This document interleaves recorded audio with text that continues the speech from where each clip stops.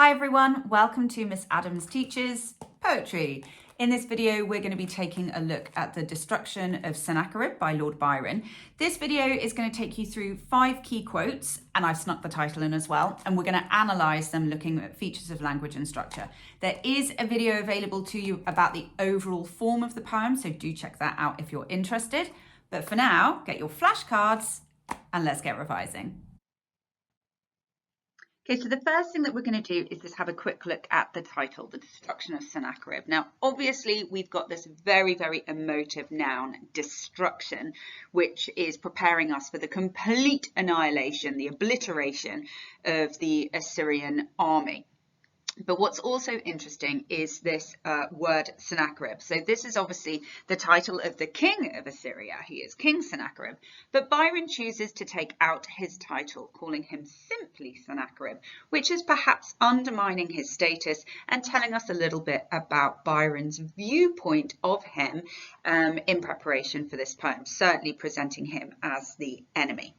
Now let's have a little look at the opening 2 lines. So the Assyrian came down like the wolf on the fold, and his cohorts were gleaming in purple and gold. So straight away we've got immediate res.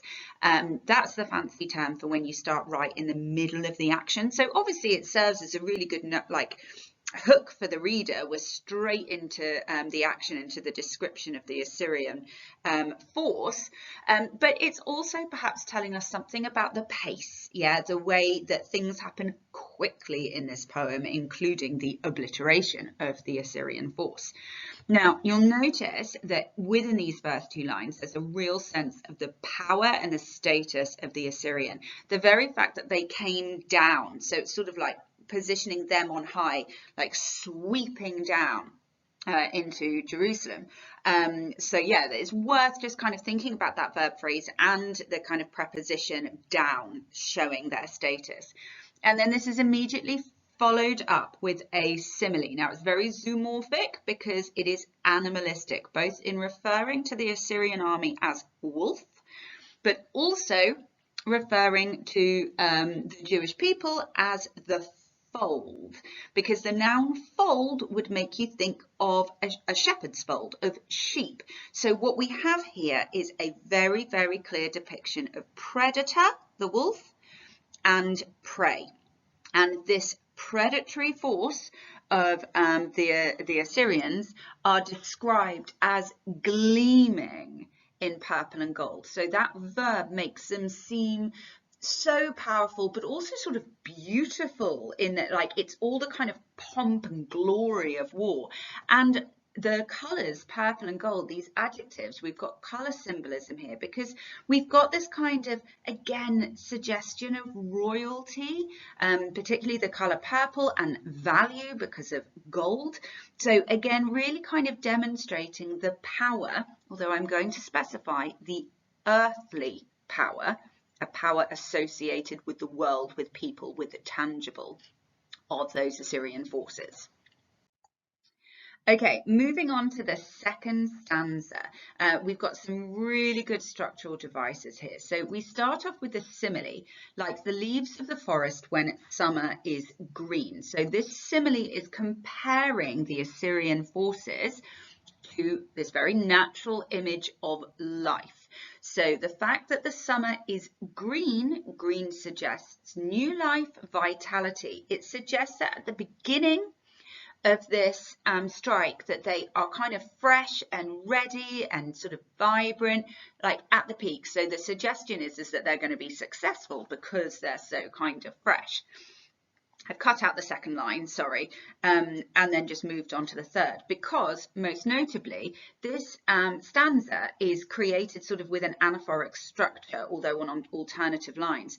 But it's not just the anaphora. The repetition creates what we call syntactic parallelism, because the structure of the line is the same, but the actual words themselves change at the end. So we've got like the leaves of the forest, so the simile is repeated here, and then this bit changes when autumn hath blown.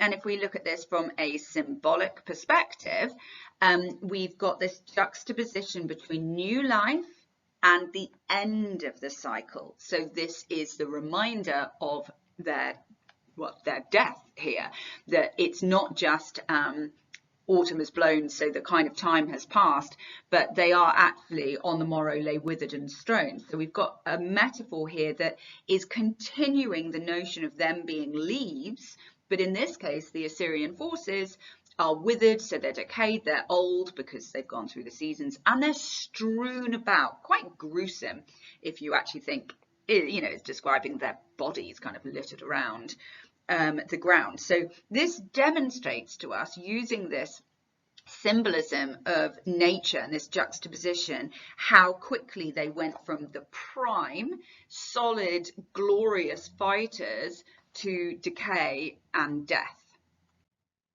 And then we get the reason why in the next stanza. For the angel of death spread his wings on the blast and breathed in the face of the foe as he passed.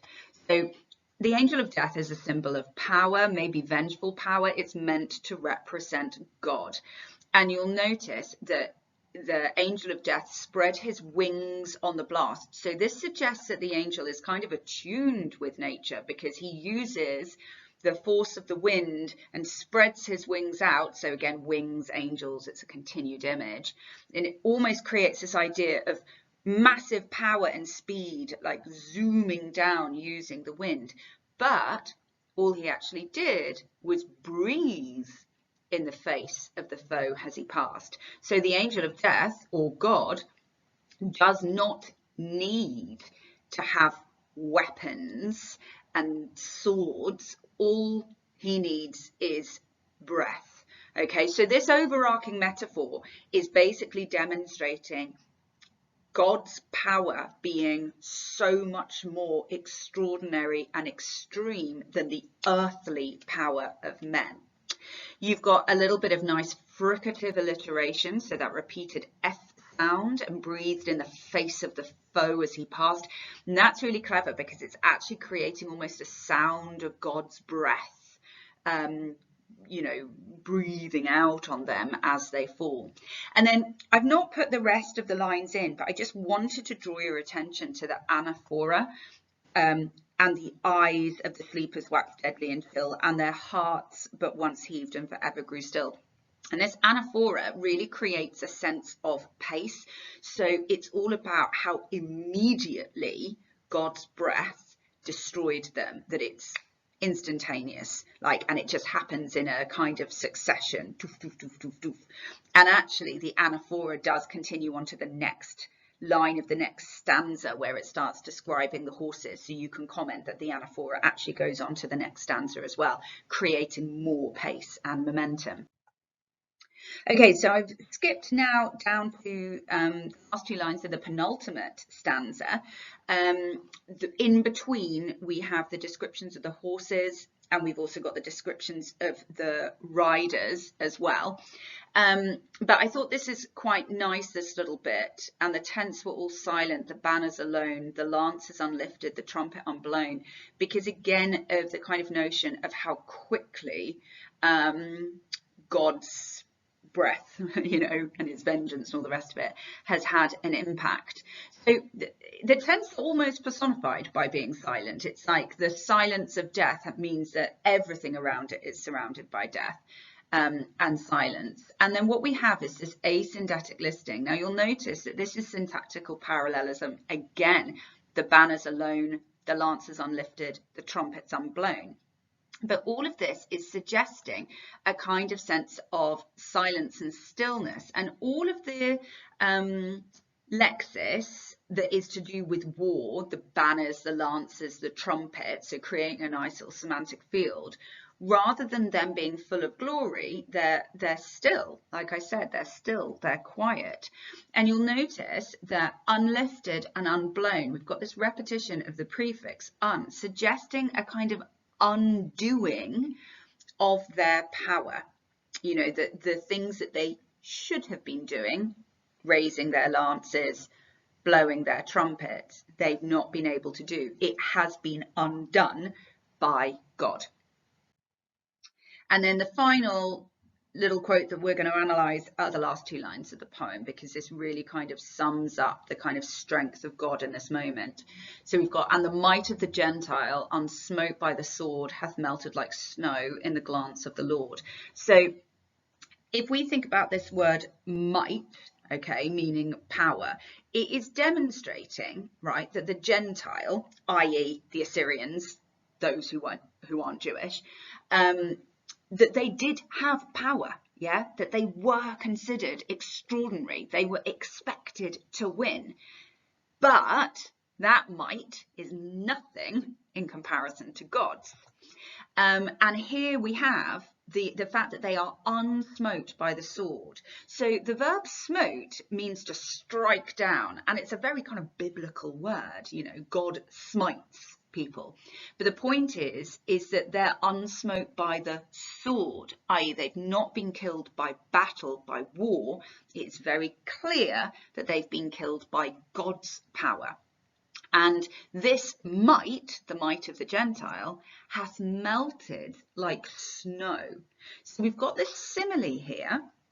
Again, coming back to this image of nature that we saw in that second stanza. So one, it demonstrates how quickly their power fell, that it's just like snow melting, turning to slush. But if you think about any sort of winter where you have snowfall, eventually it does melt. So you could argue that maybe Byron is saying that there was inevitability about their power falling away, i.e. their deaths. And what is it that has smote them? Not the sword, it's the glance of the Lord. Okay, so glance, this noun, is fleeting, isn't it? When you glance at something, you just look at it quickly. So again, this emphasizes God's power, and it also emphasizes how quickly this occurred, this destruction of the Assyrian forces. And in this moment, we have an exclamative. It's our second exclamative in the poem, and so it demonstrates the sort of fervour that he feels, that the narrator feels in this kind of moment, celebrating God's power. And that's it. 5 key quotes explored. Hopefully that was helpful. There is another video on context and on form, which you should check out, because it goes well with this poem, with this video. Sorry, my brain is jumping around. If that was helpful, do subscribe, do share it with your friends, because, you know, we're all in this together. But otherwise, thanks so much for me, and happy revising.